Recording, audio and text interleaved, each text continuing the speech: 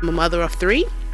And right now, the state of North Carolina is being targeted by Duke Energy and polluting the entire state and world with fossil fuel. Right now is the time for renewable energy, and that is the reason why I'm here to take a stand for our future in the state and the world. We all come together in order to create ideas and create plans in order to progress through climate justice.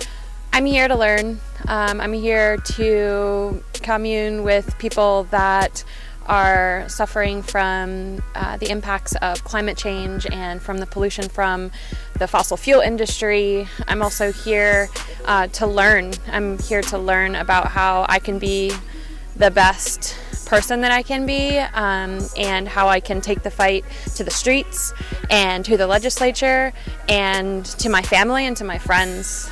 So I'm here mostly to learn. I care about Mother Nature.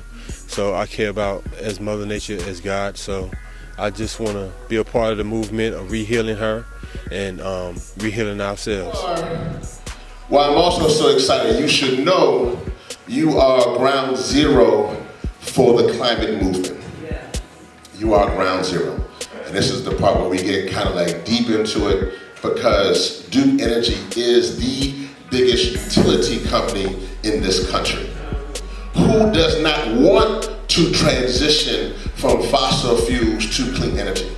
Who is okay with doing mountaintop removals and having coal ash in your backyard?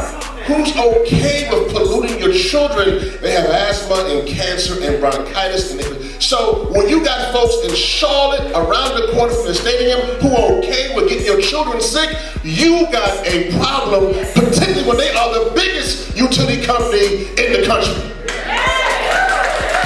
We have a serious problem and that we need to fix so we can transition from fossil fuels to clean energy. Well, we have to rethink, reimagine, and resist the systems of oppression that are causing these effects on our environment and our health. I love what NC Warren is doing and what the Reverend Yearwood is doing with the solar panels on churches, especially in the Hip Hop Caucus, that entire movement getting solar panels on churches. I think that's a really fantastic way to make solar accessible to a large number of people. One of the primary missions of North Carolina Interfaith Power and Light is to help congregations of all faith traditions be able to install solar on their rooftop. And it's been a real challenge in North Carolina because we do not have access to third-party solar sales here in this state as of yet. We are one of only 3 states in the nation that does not allow power purchase agreements. So groups like NC Warren have been able to take a stand and go straight to the front lines with the beloved community and the Faith Community Center and install solar panels to show as an example the kinds of changes, cost savings, energy savings that can take place by installing what we refer to as billboards for creation care. But today we're at an amazing conference discussing climate change, environmental justice, and climate justice, and really what we can do together to transition from fossil fuels to clean energy. Let's go to these 5 things. First and foremost, number 1 was build a diverse coalition. Number 2, put your body on the line. Number 3, be creative. Number 4, take it to the streets. Number 5, never give up. We're having talks about what has been done to our communities, from coal ash, mountaintop removal, fracking, all these things that have been used to dig up fossil fuels, but now how we can transition to clean energy, wind and solar. And so we're having these conversations here in North Carolina, but North Carolina is ground zero for this conversation because of Duke Energy, one of the largest utilities in the country. They say that we are supposed to be less than 350 parts per billion carbon dioxide in the atmosphere is our safe limit. On November 11th, Veterans Day of all days, we computed that we have now gone past that. We're now at 400 parts per million.